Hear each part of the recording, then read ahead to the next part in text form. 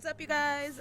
It is not your average fangirls. I'm not going to do the regular intro because that's not what today is. Today, everybody, we're talking about something special. So, a man so special, he needed his own episode.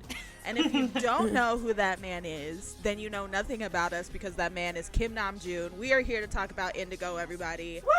What? The legend! Kim Namjoon! You're doing a whole episode on Kim Namjoon? Yes. And you know what's even more special is that this is our 200th episode, everybody! Yay! Oh my god! Congratulations, Namjoon. Congratulations for being our 200th episode. Can you believe we put 200th episode? Can y'all believe we stay committed? Like, this is like our longest relationship with anything. Ever in my life. This has been last NYAF. So thank you everybody for joining us in this journey and being there for our chaos, our good moments, our sad moments, all the craziness of K-pop, and we made it to 200. Damn. Wow. That doesn't even feel real. I remember just like yesterday freaking out about making all of our 100 episode things. Now here we are, 100 episodes. That's funny because I don't remember that at all. I blacked out. But we are here today. Obviously, like I said, we're going to talk about Indigo. It is this, all four of us are here. Yeah. We're all here, everybody. It's been a rough time. It's been a rough year. We're all here. It's a great time. We're going to talk about the beauty that is Indigo. We're probably going to sidetrack and talk about the beauty that is just Kim Namjoon in general. So, you're in for a ride. This episode, we're, in our heads, we're like, oh, maybe 30 minutes, probably an hour and a half. Who knows? You know what? We're just going to go with it. I thought you were going to say this episode is sponsored by. I was like, wait, what? What? Yeah, so this episode is definitely sponsored by Kim Namjoon. Kim Namjoon. Not Kim Namjoon. Kim Namjoon. RM, a BT rap monster. That's who. Oh my god. He would kill me if he heard that and be like, this bitch just called me that. Nah. Cancel us, NYAF. But if you guys listen to our Got 7 episode, maybe we'll do it a bit like that, format-wise. So, let's talk about... I wasn't there for that, so I don't know what happened. Well, then it's just going to be a surprise for you. I was not there. You weren't there. We were not there. You're right. But so first, I would like to ask a question. Hey guys, it's Kat. It's me. To my co-host. I was gonna say co-stars. You know what? We are stars. Yeah, we are stars. Definitely. To my co-host, I would like to ask a question. Did you all expect the sound that Namjoon put out with Indigo? Was it expected? Were you guys thinking he's gonna do a bunch of collabs, or were you guys thinking he's gonna do a bunch of just him, or were you guys thinking it was gonna be hard rap style? Did we expect it? No and yes. I expected some collabs, not a whole Erykah Badu, but some collabs. And no, I didn't think it would be hard at all, just by the name of it and just the direction he's been going lately. I didn't think it was gonna be like so. Yeah, I also what I was expecting was inspirational, make me really feel my feels about life and question the universe. I expected that, but what I did not expect was the amount of it. Yeah, for me it's the same. It was yes and no. I expected the same type of sound like Mono. I think he was going for more of that. And also we've seen more of Namjoon as Kim Namjoon, just the nature loving and all that stuff. So I was he's gonna go for a softer side. But I felt the lyrics were still gonna hit. Did I expect this many collabs and with these type of names? No. I was literally not expecting that. When I saw these collab names, I was like, what? This man crazy. I also didn't expect him talking shit. I loved it. That too. So that was a pleasant surprise. But yes, Kat, what about you? The thing with BTS in general is I never know what to expect, and I feel like that's my favorite part about being a ARMY. I never know what to expect music wise, because had you told me that Hobie was gonna make an album like he did for Jack in the Box, I wouldn't have believed you, right? So yeah, such a good album. Such a good album. Give it up for Hobie. Yes. So I feel like no matter what Namjoon would have put out, I'd have been like, oh, so good. But the fact that he went into this direction, I wasn't so much surprised as I don't know how to explain it. I wasn't surprised, but I was I was comfortable with it. I was put at ease. Yeah. Because one thing Namjoon's gonna do is he ain't never gonna change. He's gonna be the same man he was Yep. the whole time. And, you know, it's a very big leap from the artist he is now to the underground rap artist he was before, you know. Expensive girl, you know. But Rap monster. Oh my god. expensive girl A era. blast from the past. But I think because of, you know, the man he's become, I definitely don't think it was surprising that this is kind of what he made. Like Terika said, like, I did not expect the features to be Erykah Badu and like Anderson .Paak and like all these artists. I have some chisme about that, like good chisme about that.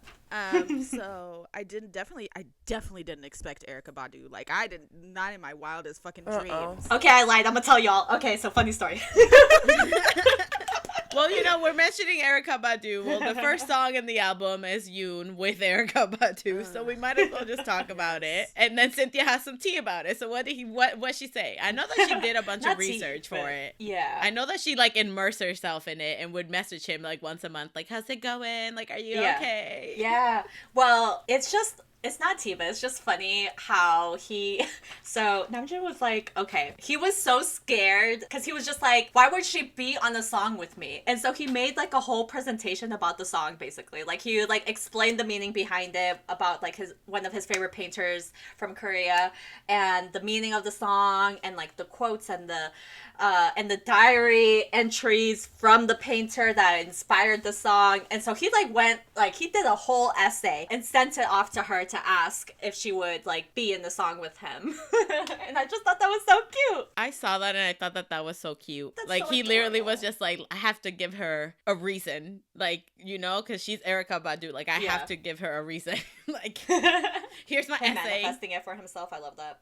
So that was nice. Yeah, but I love that. So but yeah, so starting with this song, honestly, what a way to start this album. Like, the fact that not only is he giving homage to like his favorite artist, but also like just such a great message of kind of like being, I want to be, again, he said, I want to be a human first and just live my life. Yeah, I feel like them together was insane, because when, you know, it got announced that she was going to be on the record, like, so many things went in my head of what it was going to sound like, right? Because, like, Erykah Badu was like, she's fucking Erykah Badu. She's like the queen of soul. She's like this all-encompassing, like, the like meditation, like, she is the like top, right, of all of this. So like, when I was thinking about it, you know, I was like, how will they work together, right? Because Namjoon's voice is beautiful. Like, he's a great rapper and he can do very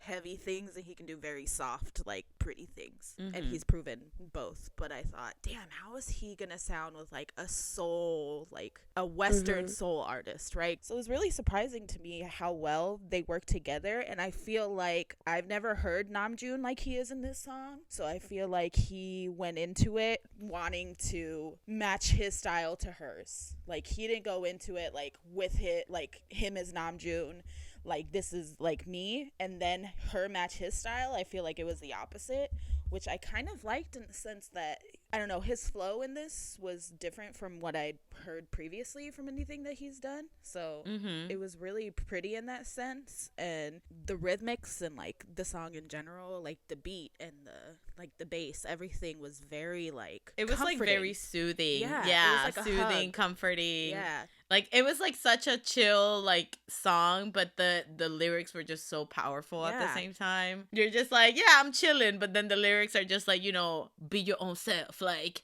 you know, fuck the whole like whatever other people think, and you're like, yeah. And they also do this like her verse, well, I guess the chorus, her choruses were very like modern, like R&B soul, like girlies are doing right now, with like the reverb and the echo, like Janae Aiko and stuff like that very like reverby, cool, like echo, right? And so it was really cool to kind of see him collaborate with someone that does that type of music, because we don't, when they're like a member of BTS, they're collaborating with the other members, right? It's a constant collaboration. But when we get to have them collaborate with like different artists, it's so cool to see just how incredible, like, we know they're talented, but just how talented they are in the aspect that like they can fit with anyone, and that's so hard to do as an artist. So it was really pretty. I was very surprised, because I won't lie to you, when I first read it, I was like, I don't know how this is gonna work. I don't feel like, not that I was saying it wouldn't work, but I was like, I just don't like, I don't see it. You couldn't like imagine Yeah, what I didn't type see of song it would be. right, a happy medium in like their types of styles. So it was really cool to like hear it. One of my favorite songs on the album. Nice. Top notch, yeah. I really liked when Namjoon was talking about the presentation that he was sending to her to get her to collab on the album, and he was like, I really wanted her voice on this album, specifically because he goes like, I want the masses, so like the youth and everyone that hears this album, to basically be enchanted by the message of the song. And he's like, how can I do that? And he goes, there's only one person that can do that. And that's how he came up with it. Yeah, I remember he was saying how he was like, he didn't think he was fit to say the lyrics that Erykah said, like, was singing. Right. He was just like, I can't say the saying. Like, I don't feel like I am not worthy enough, but like experienced enough to be to say that. So, but with her, it was like, she has her own kingdom that like she's built. Like, of course she can say this to the masses, but like I think he was basically like, I didn't think that I could say those words and it have like the same meaning. The same effect. Yeah, like the same effect, exactly. So it was nice. It was just nice. Again, it was an incredible way to start this album, and I love that he was just kind of saying like, fuck this whole like perfect idol persona, like I'm gonna live my life like how I want, and which is like a theme that we see throughout this album, honestly. Just kind of like him saying, I want to just do what I want and not worry about what other people are thinking or doing or anything. And that takes courage, which is what it's what he took from that so from the painter that it inspired. So like the line about now you can feel my madness, that he changed from the original quote to make a rhyme, but the original quote was, a true beauty is a true sorrow, right? And like he took it from the painter that he, like, this whole song is based on, about like feeling my madness and everything. And he was talking about how this painter specifically inspired him so much, because this painter comes from the war era in Korea,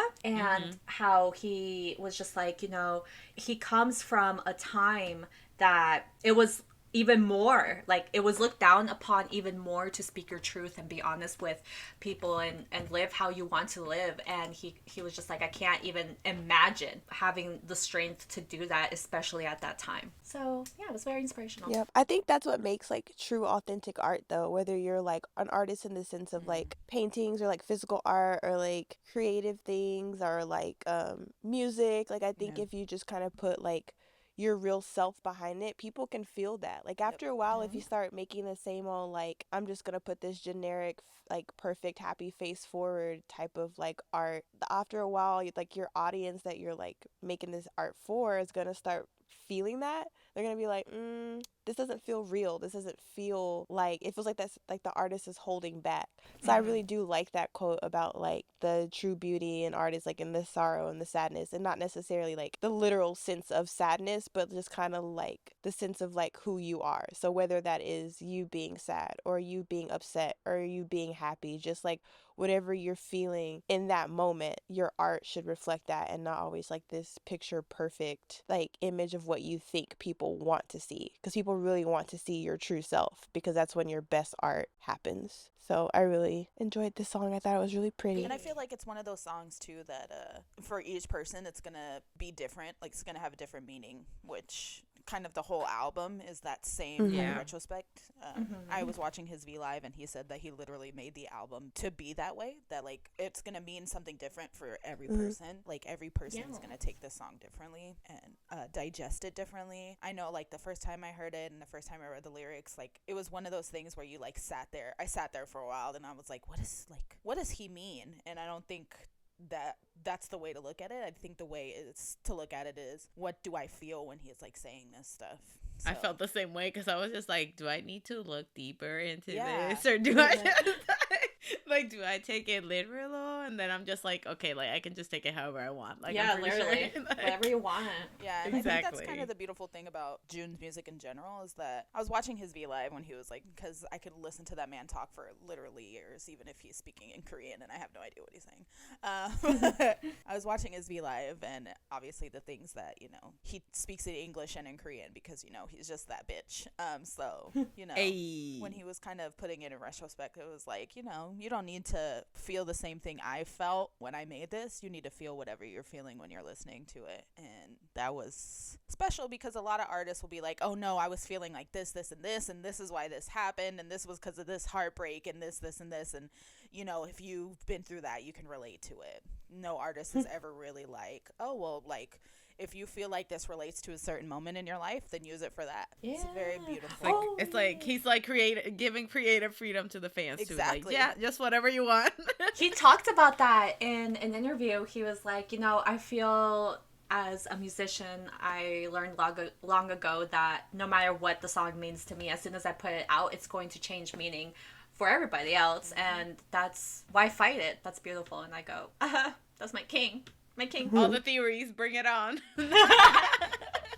Well, the second track is one of my favorites, so good. which is Still Life with Anderson Paak. And so many things. another one, I love the vibe of this song, first of all. Like, the whole idea of, like, art never really truly dying, and him kind of saying, how I took it is like, you know, I know there's a lyric. Okay, so there's a lyric on there that he's just like, give me no name because I'm untitled. My life is on constant display. And and I was just like, dang, like, you're like, he really is living, like, when you can kind of see his whole life, but at the same time you can't. But it's like, don't put a label on him, because there's just too many sides to him, which is true. We like, don't know that man.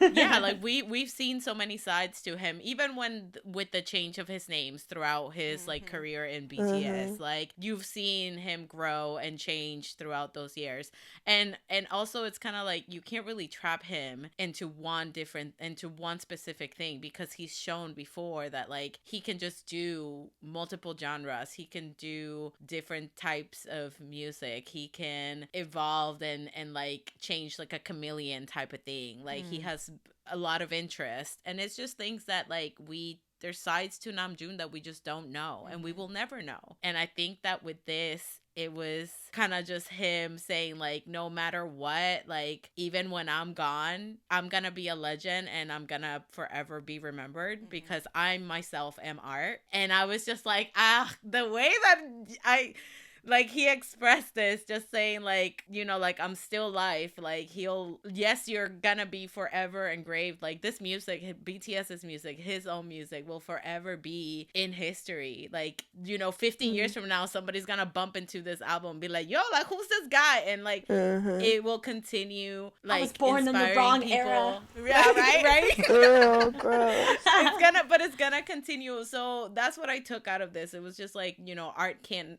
never truly die. Like, when he explained that thing about how you can see a painting and that it's a painting of a flower, that flower died hundreds of years ago, but you are seeing it right now. So, like, did that flower even die, really? Like, no, it didn't, because you can still see its beauty and see it in there. And I was like, what? How do you exist? But I love this. I love the vibe of this song. The banter between him and Anderson Paak is incredible. It's such a fun song, but again, it, like, super deep lyrics and meaning. I also love that he chose Anderson for the collaboration for this type of song, because if people who may not know Anderson's career, he's been through a lot. He has been through so much in his career. So it's kind of cool him choosing Anderson, in the sense that I feel like this was like a coming out for Anderson, in the sense that like he like lived in his car. He like has like 7 different bands before Silk Sonic even existed. Yeah. Like he had solo projects. He had this thing called No Worries. Like he has like so many things that he's done. He's like a chameleon, Anderson. So like, and also it's cool to see him collaborate with Korean artists, because obviously he's half Korean. So like he's collaborated with people like Dumbfounded and things like that, and it's really like cool to see him kind of branch out into artists in like the Korean market, because I'm like, yes, go off, king. Like, and we know his wife was probably like dying when she found out about this. Yeah.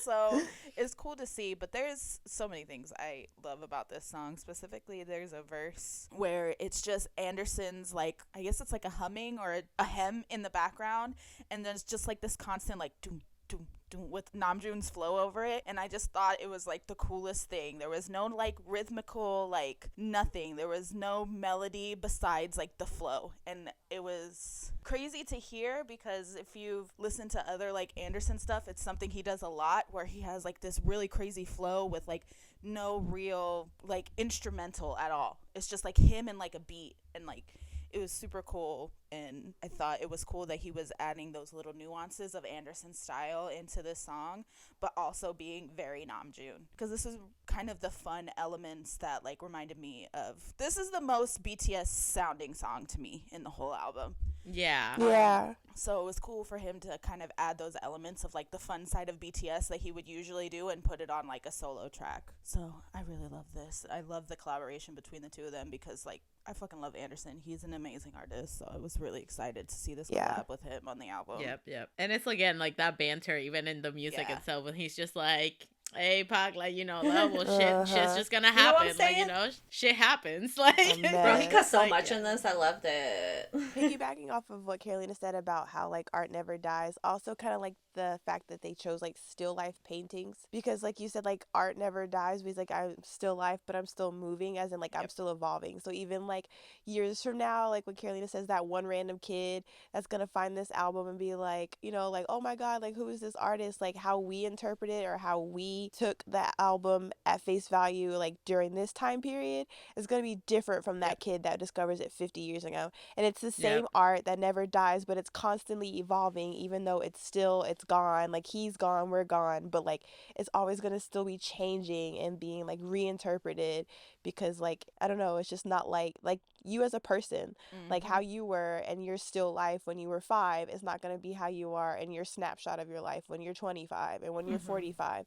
You're still you, but like you're constantly like perceiving things in a different way and evolving and like adding to yourself. And so that's what I took from that. Ooh, you know what? Okay, how I took this song is kind of different, because I took it as, it's probably because I felt connected to it in a different way, but again, you know, you interpret it however you want to interpret it. But when I was like, oh, by the way, did you guys watch the music video? Because amazing, he looks great. Yes. Yeah. Yes, he looks amazing. Anyway, so I watched the music video first with the lyrics, and then I was like, okay, let me go actually read the lyrics. So I took the song as being present, which is something that I've been working on for myself and my own mental health issues. And all of his lyrics that he was saying, I'm still alive, but I'm moving, just live now, you know, going forward. And the entire song, I was just taking it as being in the moment. And this is going to be like a constant theme that I picked up on another song too, which we'll talk about, but being present, because the past is gone and the future is unknown. And like, I've heard that so many times, but now that I have been actually having to like, you know, figure out that, oh my god, guess what, you've been disassociating randomly because of like a fucking trauma response. And now that I'm just like, no, I gotta be present, right? Like me actively working on that the last like however many months, and me seeing and feeling the essence of what the song is for me anyway, just how important that is, because yeah, we're always either living in the past or thinking about the future, but it's important to be here now. Nice. I didn't even think about that like that at all. So that's funny. Again, just how different you can listen to a song and just how different you see it basically. But yeah, but I definitely think that this was more of the fun sides. I think like he started off this album as a very just like quote unquote like hopeful like type of music, or more of just like the, you know, I'm trying to live for myself type of music, like, yeah, you know, with this type of lyrics and stuff. But the next song on there is All Day with Tablo from Epic High. Ooh. And this again continues with that like theme of, you know, like a kind of fun song, but like you have like the deep lyrics and that theme of living his own way without following like what other people want or like what society wants. And like this, I've always wanted like a Tablo collab with one of like, well, specifically with Namjoon. Like I've always wanted this, because I'm just like, I've always thought that they would just piggyback off each other very well, and we saw that here definitely. Like you got the quirky lyrics and like the smart lyrics from Tablo, and obviously from Namjoon too. But like shout out to Tablo, because the way that he said they got you by your balls and your socioeconomics, like bitch. I was like, you didn't have to go that hard. You did not have to go that hard. But yeah, like the back and forth between him and Tablo was just wow. Like I was so impressed with this. Oh, his reference to Dynamite and DNA, that was so cute. Yeah, that was cute. That was so damn cute. But I also like that this was like a good criticism, I guess, on modern society. Like them looking at it just from an idol perspective, or just like, you know, whatever. They're kind of how people judge you based on like your job, your education, what you do with your life, and all that. Like it's like you gotta fight the norms basically to be yourself, which is that line when he's like, when Tablo's like, we gotta fight when they say behave, like we got dynamite in our DNA. Like I was just like, bro, yeah, like it's like you gotta fight the norms, you gotta fight for like what you want, you to be yourself, like, and fighting for like for something better. Like I think that this song was like a very hopeful song, like that something better is coming your way, or like wanting for tomorrow to be a better day for you. And again, just like seeing that side of Namjoon kind of like being like, listen, I know that I'm an idol, and I know that people judge me because of that, but like I am literally trying to just be my most authentic self without being led astray because of the looks or like people talking shit basically. Yeah, I think people listening to this, if y'all know nothing about me, I love Tablo. Listen, I've read all his books. He's Tablo. He's like amazing. Like this, he's incredible, right? So I love the type of storyteller Tablo is, where he's like funny. He's a funny, quirky storyteller. So like he takes all of his drama and like trauma of his past and turns it into humor, which is like, that's my shit, right? So like, that's a coping mechanism. So he's that type of storyteller, whereas Namjoon is a feelings storyteller. So he takes his trauma and his things and he turns it into like something beautiful, whereas like Tablo turns it into humor. It's beautiful, but it's humor, right? So it was really cool to see the two types of storytellers come together as far as like the lyrics went. And I'm obsessed with this song just because it's like two of my favorite people coming together for one song. Like it was kind of intense when I saw Tablo's name on the features. I was like freaking out. I was like, oh my god, this is it. Like this is the fucking moment I've been waiting for. I was like, this is everything to me, you know? So two geniuses, because you know, Tablo, Stanford graduate, like the king of kings, like intelligence. Yes. And Namjoon being the sexy brain man that he is. It was just so great. It was amazing. It's a great song. Their flows went really well together. Tablo is a very unique rapper. Like his tone and his flow is very unique. So for me, some collaborations with Tablo do not work because he's just very like, I don't know how to explain his voice, but he's very present. Like his presence is amazing. Like he's a genius, but like Tablo's voice is very specific. Like there's no one that sounds like Tablo, right? So to find people that match well with him is hard. Because listen, there's some epic high collaborations that I'm just like, this does not work because this person does not go with Tablo's voice. So when I heard, I was scared because I was like, God, what if like in my mind this whole time I was like, yes, Namjoon and Tablo would be great together. But when I hear it, I'm like, oh my God, I hate everything about this. Yeah, like I hate it. Yeah, I feel you. I feel you. That didn't happen, thank God, because I would be devastated. I would be actually devastated if that happened. I was like, I don't think Namjoon would let that happen. I didn't think it, but maybe I was trusting him too much. Do I have like the opposite of that where I'm just like, it's gonna be great? Maybe I just am too trusting. So yeah, I trusted them in the sense that I wanted it to work out, but I was fucking scared. I'm not gonna lie. I was like, if I hate this song, I'll be so sad. Mm-hmm. But I did not. And the lyrics, like you said, they're quirky, they're fun on Tablo's end, and then they're like beautiful, funny on Namjoon's end. And it worked out so well. I'm so happy with the song. It's not my favorite song on the album, I can't lie, but it was a beautiful song. And also when he, Sugar Sugar, that was my favorite. I liked his lyric when he said, if you don't want to see my life, it's hard to watch a dream with your eyes open. I go, say it again for the people in the back that didn't hear you.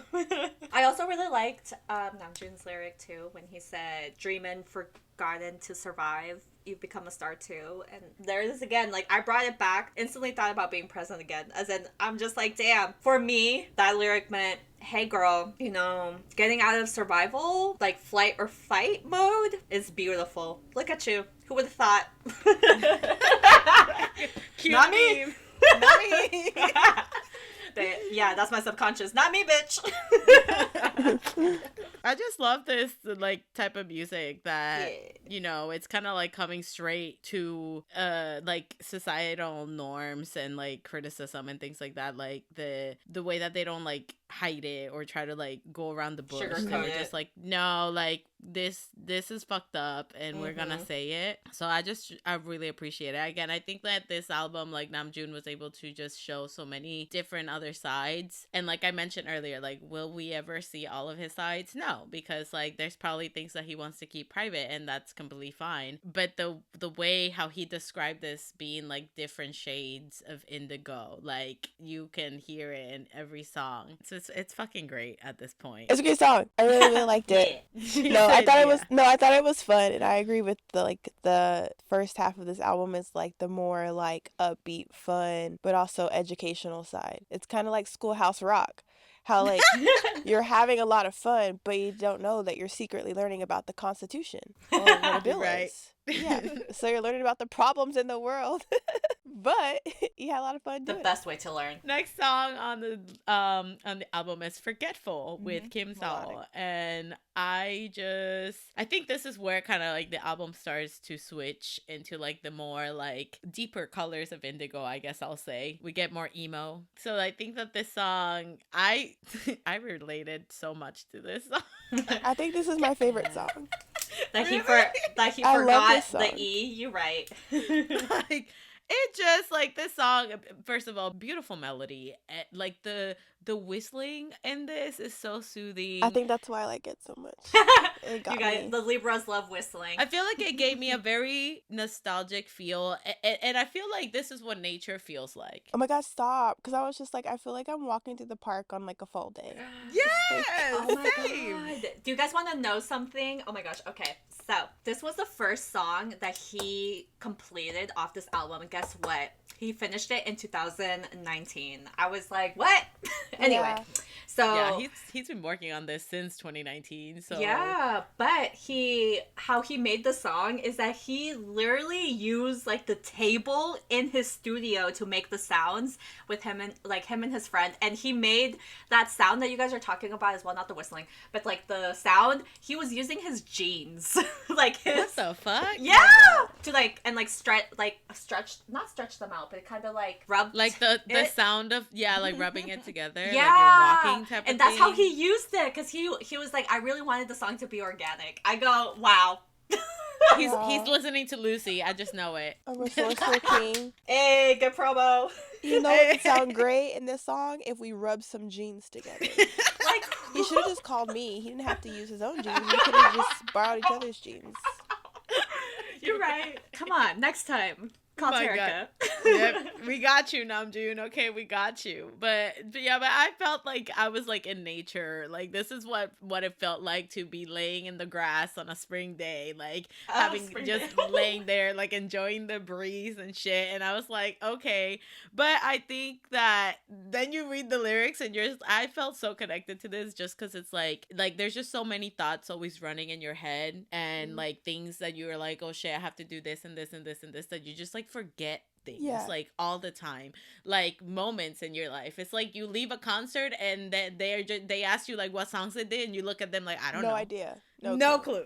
Like it's like you forget like important moments and important memories just because you're so worried and like stressed out about just like, you know, like little things throughout your day or your life. And I was just like, now why are you calling me out like this, Namjoon? How dare you? But then you make me feel like I'm just, you know, chilling at the park. Like they can exist at the same time.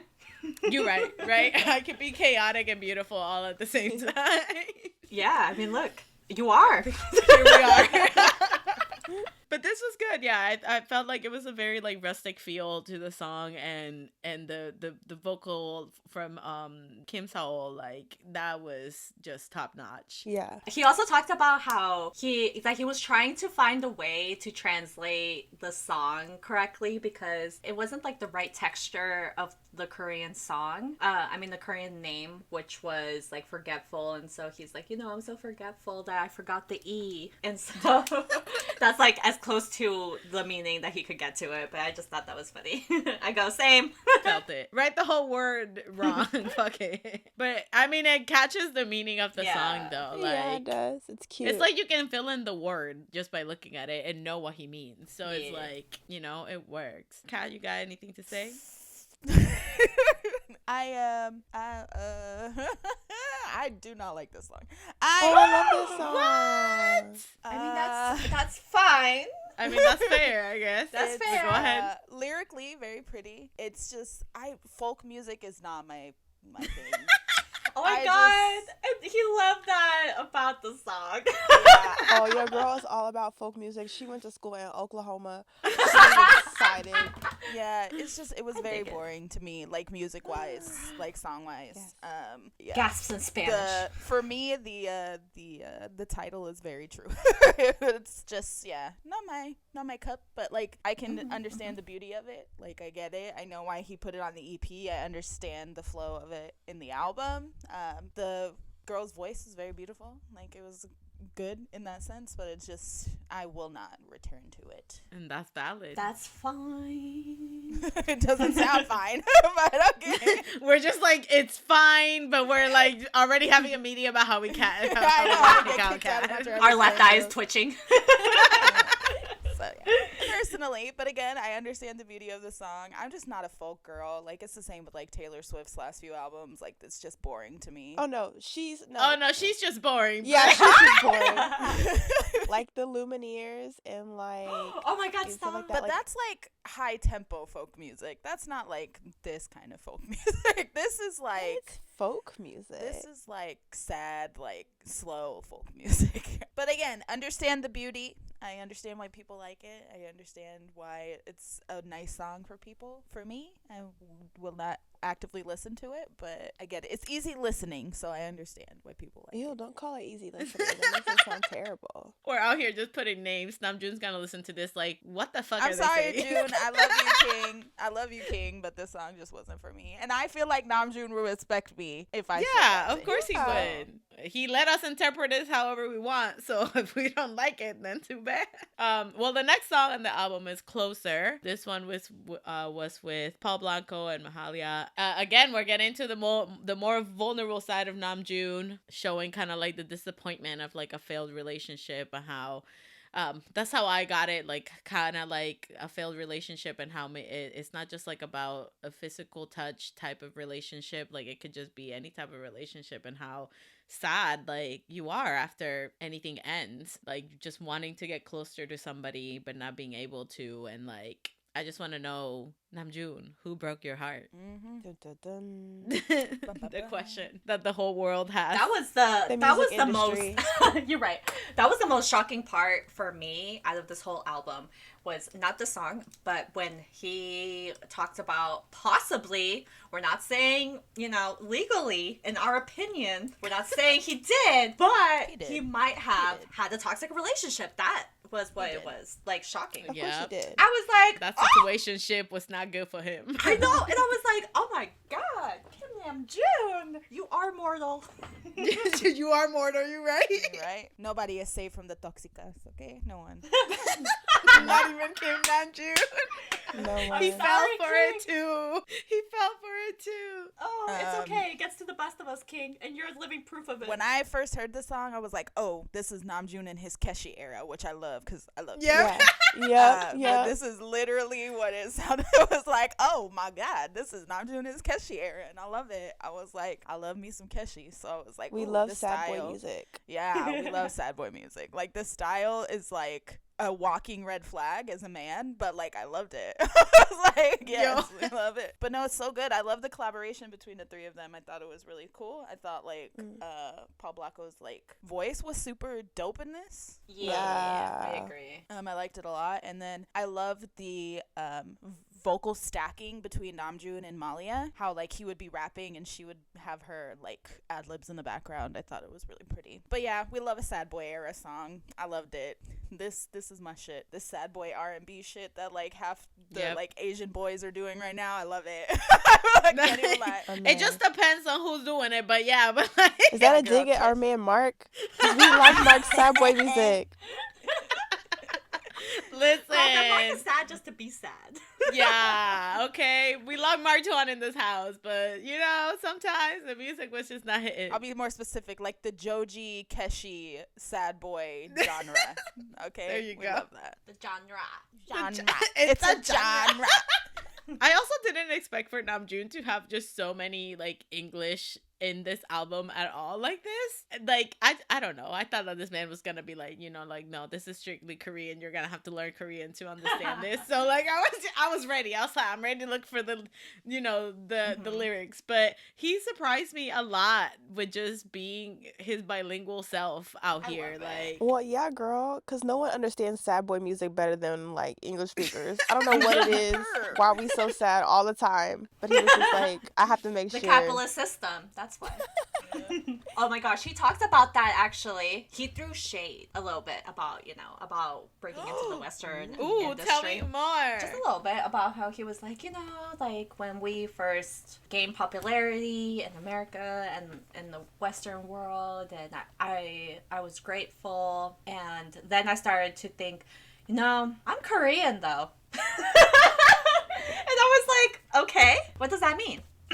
But he was saying that he wanted to make this album specifically in English and Korean with artists from both sides and all that, because he was like, I'm proud of my heritage and I'm proud of being Korean and living in Korea and being in my home country, but I also grew up with Western artists and I have always had heavy influences from them. So instead of being one or the other, I wanted to basically, pay homage to both. Well, we see that because, this whole album, even with the features and everything, like, he made sure to, like, give emphasis to that. But, again, Namjoon, who hurt you? I'm telling you, when the world is looking at Drop a pin. Let me know. They are searching, okay? They are looking, which brings us to the next song, which is Change Part 2. And baby, this is the one that I'm just like, who broke up with you? Because we fighting. Who messed us up? With the Kim Namjoon, but I'm just like, I don't know him. Carolina, calm down. You don't know what the hell. But still, no, I agree with that statement. And also, it hits different as well. Okay, it hits different when I found out that he recorded the melody drunk. Oh, yeah, he was drunk as shit. Yeah, and then he was like, I just showed up to my friend's house and I was like, hey, I have the melody. And then he recorded it, and then he tried to re-record it sober, and he was like, it was just not fitting. It just couldn't go with it. So I just kept a drunk take. I go, I love that, which means you were up in your feels. He was definitely in his feels. You could tell he was drunk. This song made me feel like I was drunk. I was giving me a headache. I was like, what is happening? Yo, no, it was funny though, because like he did like a station head thing, and he was just like, everybody should be a DJ at least once. This is so cool. Like, I was just like, you were so dumb. But anyways, but in there, he was talking about that, how he was like just drunk recording this, and he was just like, you can hear it too. Like, listen to this. I'm like, he was making fun of himself, and it was the funniest thing. It was just great again. But this song, basically, things change, people change, everything changes. Okay, like just every day. He said you was a fake ass bitch, and you weren't the same girl or guy. We're not gonna discriminate. That I fell in love with, and you're like, okay, it's time to go. Like, no, I'm gonna call him. And you're like, no, it's time to go. Like, you're drunk. I'm not drunk. Give me that phone. That was this song. When I was listening to it, translation by Erykah. It reminded me of like if there was like a scene in Euphoria where someone's drunk and they just broke up and they're like smashing shit. I feel like this would be a song that's in the background where it's like this motherfucker, fuck that bitch, and he's like smashing things change, TVs people change, and, like, everything change. Yeah. And he's like crying in the bathroom, smashing the windows, on the shower, and he's like slashing the tires. Yeah, like sober, like fully clothed in the shower, crying, like screaming, but like this is definitely screams. like a Cassie scene. This is a Cassie moment. Yep. Yes, definitely. I didn't even watch it for you, and I agree. So that's what it was like for me personally. Like I was like, I could envision a movie scene. I was like, oh my god. I love though that in the middle of this all, he still managed to be like, fuck my interviews from years ago. Like, I'm a whole different person from that. Like, I'm not like that anymore. And I'm just like, I love that he said that, because I do know that a lot of people come for him just for like past shit that he said, and I'm just like, remember when you said that when you were 10, when you were 15? Like, bitch, you didn't say stupid shit when you were 15. Bitch, could you imagine like she brought it up in a fight when she was like, yeah, well, in that one interview you said women weren't shit. He was like, that was in 2012. You know what's sensitive about that? You ain't shit. I was talking about you specifically, not just women. You tell him, Erykah.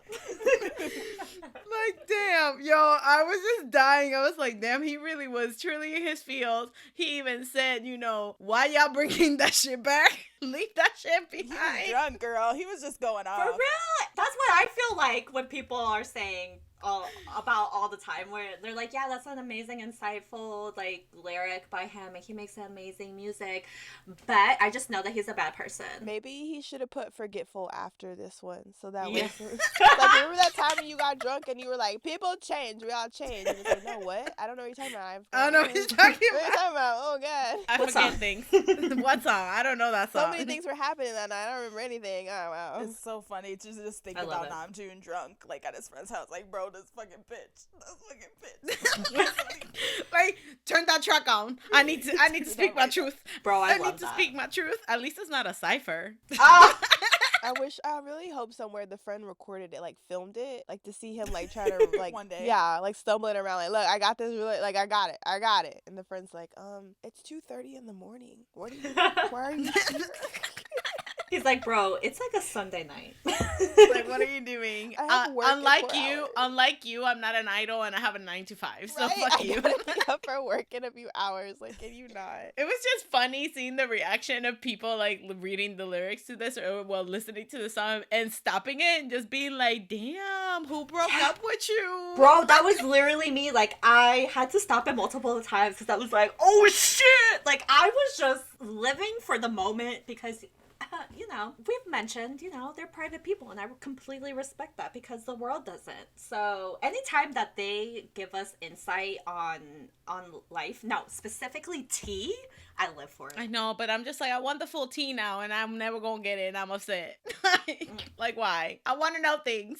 Yeah, me too. Just I just want to know. That's it. I just want to know just to know. So he did also he posted that video from the New York art museum place. Yeah. I'm sorry, I forgot forgot the name of it. And it was like the different songs and different spaces in that museum. And for this song, the place that he was in, it was fucking perfect. It was like, you know, this like dark space. You could only see like his silhouette most of the time. And I like Beautiful. the way that he implemented art with this album, like beautiful He literally. did his Beyonce era. He's like, here's my visual album. Yes. You're welcome. Yes. He did say that he's like releasing more and more of things that he's been working on for a while for that album. So I'm so excited to see the rest because what he's put out so far, I love. And even like I saw an unboxing of the album, and the way the girl was just like, yo, like the pictures are textured, like they're different texture and everything. Like if it was like actual art, like different like methods of art and shit. And I'm like, this man went all out. Next song in the album, we're gonna get even more sad emo hours, Lonely. I love the song. Yeah, me too. I do too. Like, I'm sorry. That shit hurt listening to it though, but like I feel it. Okay, it was relatable because when he said somebody loved me, I said, "Damn, bitch, you didn't gotta do that. You didn't gotta do it to him like that."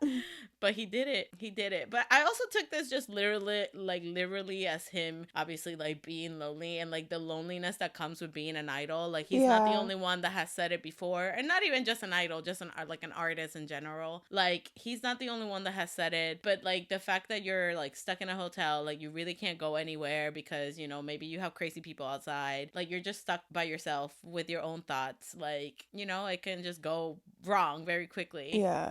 But this is the one where he said that that's how he got into going to art museums, right? Because he hated being in the hotels. So he would just like try to avoid them as much as possible. So instead of spending like his free time in the hotel, he would like just go around to like art museums and stuff like that. And that's how he really got into like going to different museums and arts and doing his little art tour and stuff like that, which is funny. I didn't know that. Yeah, so he wrote this in a hotel and then talked about how much he hated hotels. And that's how he did his like, I'm going to start walking around art museums. Which I think is, like, funny if you think about the concept of hotels. Like, for him, like, he hates them. Like, because he's, like, traveling everywhere. And, like, it's just kind of, like, I think it kind of represents, being, like, trapped in that box. Like, you can't go anywhere because there's people outside.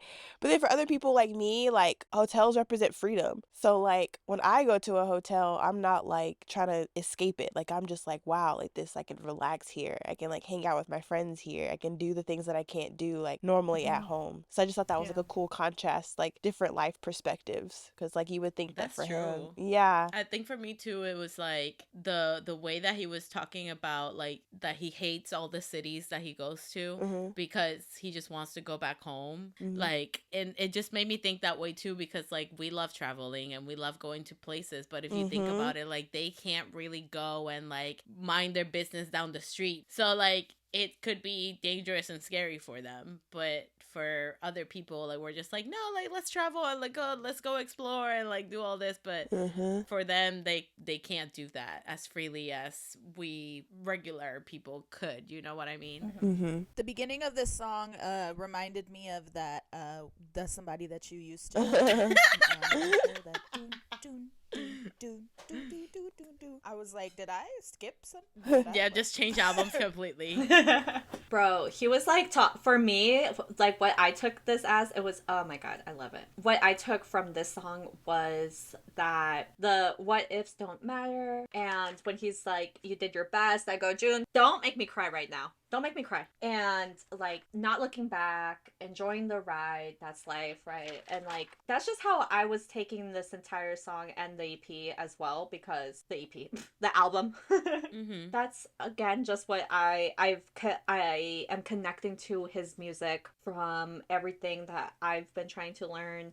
And being able to see his perspective of things and connecting to it in my own way is beautiful, because I am not anywhere near to the same level of him or same interests or same, completely different people, of course, but being able to relate to him and his story, and also being able to see how his mindset has changed, because like his previous works were mixtapes, and he started really angry because rightfully so. He was angry. He was trying to prove himself. And then it turned into sadness because he didn't know about himself, right? And now here he is where he's just like, you know what? Like, yeah, I'm sad. Yeah, a bitch broke my heart. But guess what? I'm here. And I'm gonna live my truth. We move. Yeah.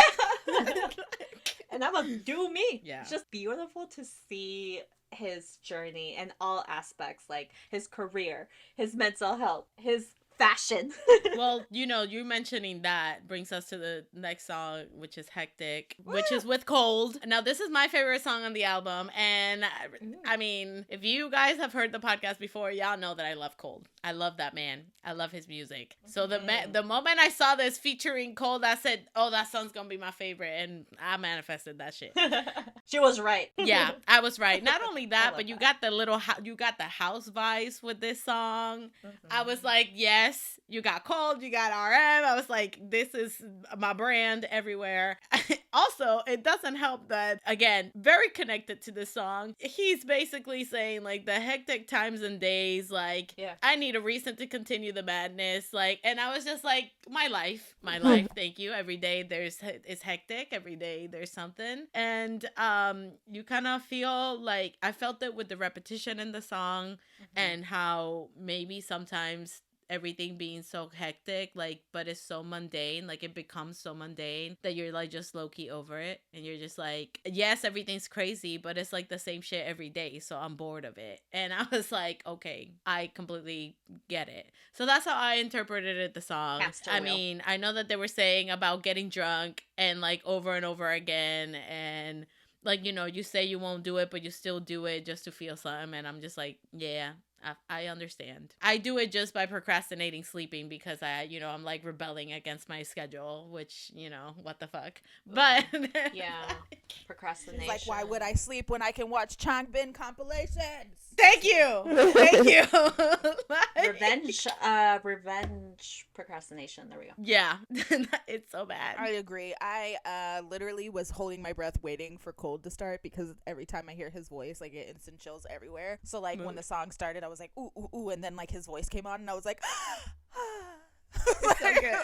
It's so good. It's so good. Yeah, I pretty much piggyback off of everything Carolina said. I felt like the vibe was very, like, my life is hectic, like shit's going down, and the way that I feel like I have control is by using a substance that I probably shouldn't use as much as I do, but I do because it's the only way I feel any joy. I was like, wow, relatable. So yeah, it's a good fucking song though. Like, thank God it's not in English, because I felt like if I would hear the lyrics in English, I wouldn't be able to enjoy it as much as I do. So when it's in Korean, I'm just like, oh yeah, right? Pretend I did not read the lyrics. Exactly. Pretend I have no idea what this song is about. I am vibing.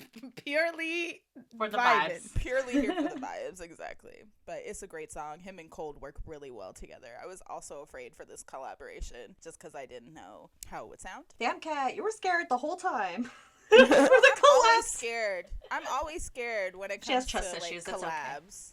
Collaborations scare me, especially with artists that I enjoy on both sides, because if I hate the song, who am I? What has my life been up to this point? A whole lie. Your life's a lie. Exactly. My life's a whole lie. Like, jeez. Anyway, but yeah, it was a great song. I love the song a lot. I like that now we're picking it back up, like he's just like, all right, we went through the sadness, but we're going through the motions. Now we're getting a little bit more crazy up in this album. So brighter indigo colors, right? But yeah, I love Colde, love RM. This is great. Okay, my fave. Let's go. Ooh, after she this, said let's go. Yeah, this is my damn song. I love it. After this song is Wildflower, which we did talk about in our last episode. So if you guys, it will be linked down in the description below. You can listen there to our thoughts on what we thought about Wildflower. I have more thoughts. We have more thoughts about Wildflower, and we will be discussing them now. But if you want to hear more about what we thought at first, like the album had just come out and we literally recorded that same night. So if you want to hear our fresh... Oh, I have no more thoughts, but I'm excited to hear Cynthia's other thoughts. If you want to hear, most of our thoughts, just listen to last week's episode. Trust me, like, we went in on that. But Cynthia, what else you got to say about Wildflower, though? So my thoughts are that I woke up at 7 a.m., and I know I mentioned this, but I woke up at 7 a.m. happy as fuck because we got a Namjoon album, and then we got a music video, and I hit play on the big screen, bitch. I casted that on the TV, and I go, okay, here we fucking go. And then I was in the poodle. I was in a Nice. puddle of my own tears. Like, I was like in fetal position for hours after, because I was like, I love him so much, and the sadness. And I feel the moment that it hit me specifically was when he was like on that stage, and Yes. you know, and you hear the chanting, and I'm just like, oh my god. Like, what they say about BTS concerts is true. If you have not seen them, they do make you feel alive and make you be like, wow, this is what life is about each time. And that's coming from me and Erykah. Okay, we saw Seesaw, the same set 6 times back to back. It's slapped each time. Bring it back. Yep. When you say it out loud, it's just like, damn. And we do it again too.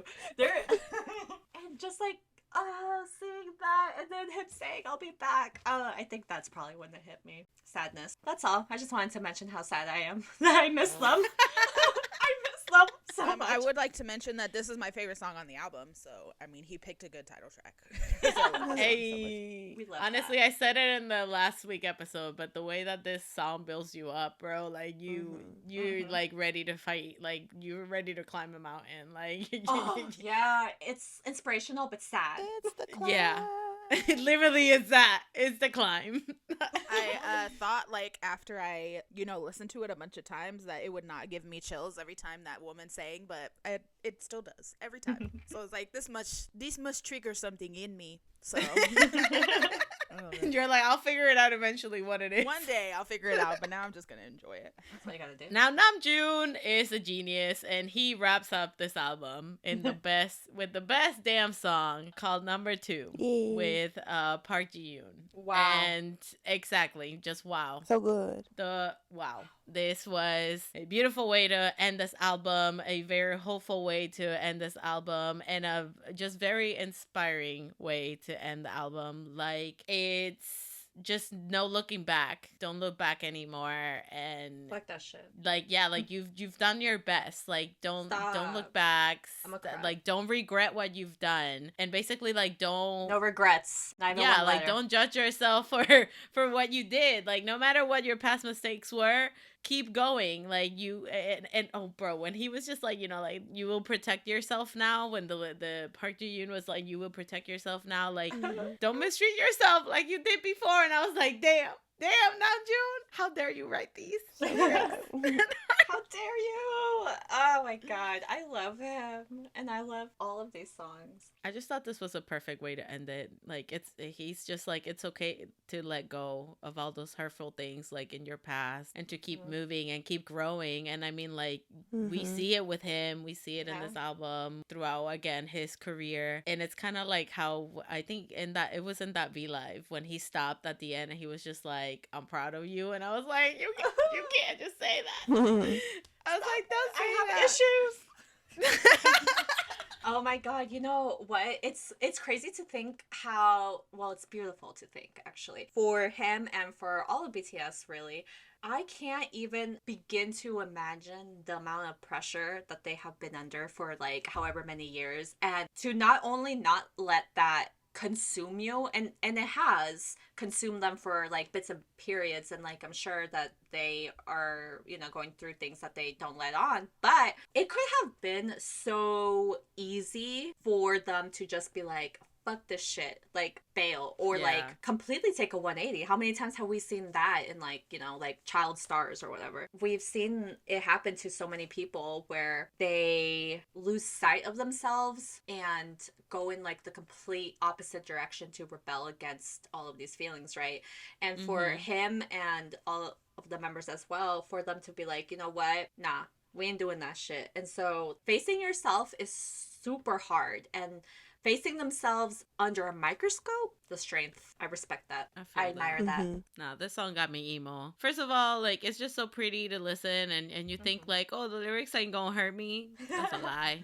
That's a total That's how lie. they get you.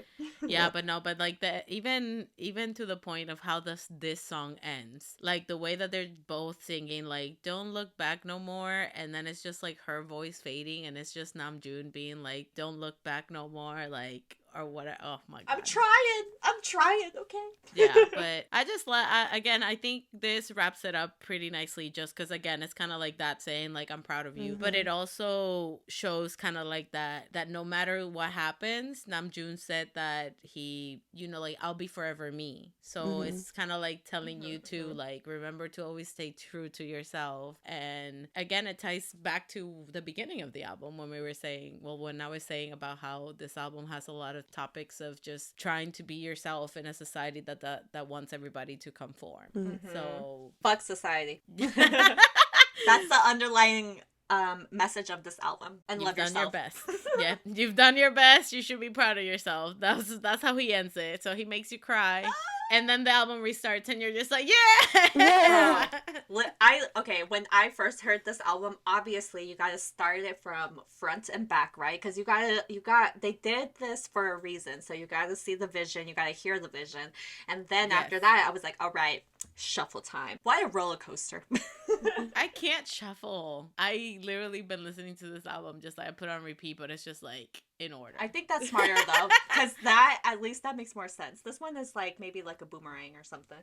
Right. You don't know what you're gonna feel. To end this album, I wanted to bring up what he said, how he sees this is kind of like Adele. He said that about how his past mixtapes that he was, you know, embarrassed by some of the songs for whatever reason. And now he's trying to think of it, you know, like that was like my first mixtape. That was when I was like super young. And then Mono was about, you know, finding myself and being sad. And like now this album, he wants it to be about his 20s basically, because he said that he wants to leave the songs at 26 for like this album specifically. And now he's like, you know, I'm just excited. You know what comment I read though? Somebody was just like, is it in this song that he said like I don't think it's in this song, but in one of the songs he mentions like, oh, I'm 26 or something like that. And one of the comments was just like, it's so surreal listening to this and knowing that I'm 26. So when I go back to listen to this album, it's like me going back to like, damn, like I'm 26. And I was just like, I mean, I can't relate to that right now. I mean, I can because I'm 26. Yeah, I'm 26. It's because I'm 23, Terika. So like, I can't really say anything. Well, when you get to 26, you'll understand. Yeah, you'll understand. Exactly. I'll get it. But it was just so nice to think, you know, like, and we've said this before, like being at the same age as your favorite like artist, you know, it doesn't have to be amazing. BTS. It could be any other group. Yeah. Like, but being at the same age that you're kind of like going through obviously very different lives, but at the same time you're kind of going through, yes, like you relate, like you're kind of thinking like the same thought process. So it was just like, it's nice to have that like connection. You have the same existential crises. Exactly. At the same time, at different levels. Yeah. Exactly. But that's so what it's crazy. I love, being able to go through this life. And obviously I'm sad as fuck that, you know, it's gonna be a while until we see them BTS together again, but that's fine. I'm really, really thankful that I and all of us have gotten to experience this entire, like, their rise and with themselves and in fame. And like being able to live through that and go through that together in a way, I'm really thankful that the last time that, well, like me and Terika saw them together was in Vegas, and I was thinking like, damn, that was literally right before me and Terika like started like a new phase in our life, right? And so to me, I just thought that was like a beautiful, like, hey, I'll see you guys later, because they're about to go into the military and go into a new phase of their life. So it's like we'll catch each other in like a couple years and see like how it went, you know, we'll catch up at our high school reunion. Yeah. Stop, because I know that he said like in that he did that show with Yoongi, and he was mentioning how when they get back, it's like the 10th anniversary of the most beautiful time in life, and like that's when obviously that's how when they blew up and everything, and I was like, oh damn, they're gonna do some shit. I just know it. The fear in Yoongi's eyes, where he was like, he's like, oh god, the staff is listening. I really hope they keep that I'm grown energy and cap the shows at 21 and up. Period. Because Yeah, but yeah. Any last thoughts on Indigo by I mean, Namjoon? not thoughts, but a statement. If Namjoon ever listens to this, which I mean, you never know.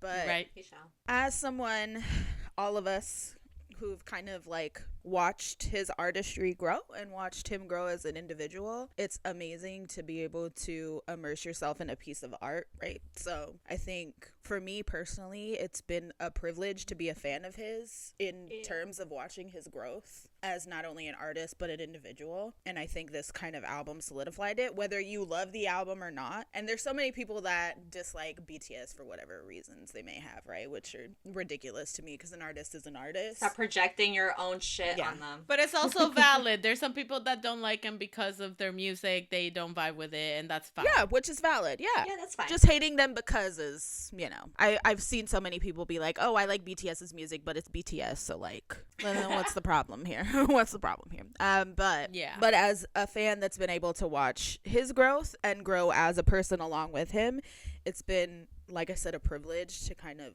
witness the birth of this incredible artist and his artistry. And so though there's some songs I may not like of Namjoon's that he's done in the past or even with this album, it's incredible to see what he's done and kind of be there along with him in life to witness it. Because like you said, there's gonna be a kid like 20 years from now who's gonna like be going through their mom's like old CDs, like trying to find something edgy with their friends in high school to listen to, and they're gonna come across this EP or this album and they're gonna be like, well, what's this? Who is this guy? Who is RM? Like RM, he's so cool. And like a new generation of kids are gonna listen to this, and a new generation of kids are gonna have BTS t-shirts that are all ripped up and called vintage, and it's really cool to be able to witness his growth as a member of BTS and his growth as just like Kim Namjoon as a human, and everything he does, he 100% knows the effect it's going to have on the people around him. And I think to be an artist that transcend is super hard, and I think he's done it with class and with grace, and I really appreciate the person he is. And so yeah, I really love that man. I really love this album, and I hope that whatever he does next, because he was already like, yeah, I'm already working on myself. I'm like, oh, Jesus Christ. It's like, dude, calm down. Let me process this first. So I hope the bitch that broke his heart gets run over by a bus, and Damn. also I hope he friend made beautiful art out of it. So right. it's okay. I was like, she inspired a good song. so yeah, that's all I have to say. Good job, Namjoon. It's a great album. We love you. Yay. Yay. I also want to say, like, even if you guys, if you're listening to this, it's probably because you enjoy BTS and you enjoy this album. But if you are listening to this because you were curious about what other people might think about the album, I just think that this is a beautiful work of art. And I feel like we said it I think in the last episode. I think Kat mentioned it. But if you go in and listen to this album without a bias about anything, you would see that it is a beautiful work of art. Like, it is beautiful music, beautiful lyrics, great messaging, and I think it shows just how much growth Namjoon has gone through. I mentioned also in our last week episode how he might not be your favorite person because of XYZ reason, but again, I think that this work of music is such an incredible album. It's written beautifully, it flows beautifully, and I think I don't know if it's just because we are also in that whole like, this is my 20s, like this is the last of my 20s that I'm writing this for, like in that same era, that we relate to it. But it's just, again, if you just go in blind and with no expectations, you'll find that I think you would enjoy this album a lot. Yeah, and if he's not your favorite person, that's cool, but he is mine, so. Well, those were our thoughts on Indigo, everybody. Yeah. Hour and a half later. Damn, not me manifesting an hour and a half. So whether you are listening to Indigo on repeat, whether you spend every day of your life manifesting an interview with Namjoon, please, come on. Love that. Just one every day of my life. I just want to talk to him. Just please. I just want him to like sing me a bedtime song, or like he would do great in this podcast. He would be amazing. He will be. He will be one day. So whether you are a Namjoon stan, whether you are an ARMY, whether you don't like BTS or Namjoon, that's fine. And you just really like the album, that's awesome. Make sure you always Fangirl on.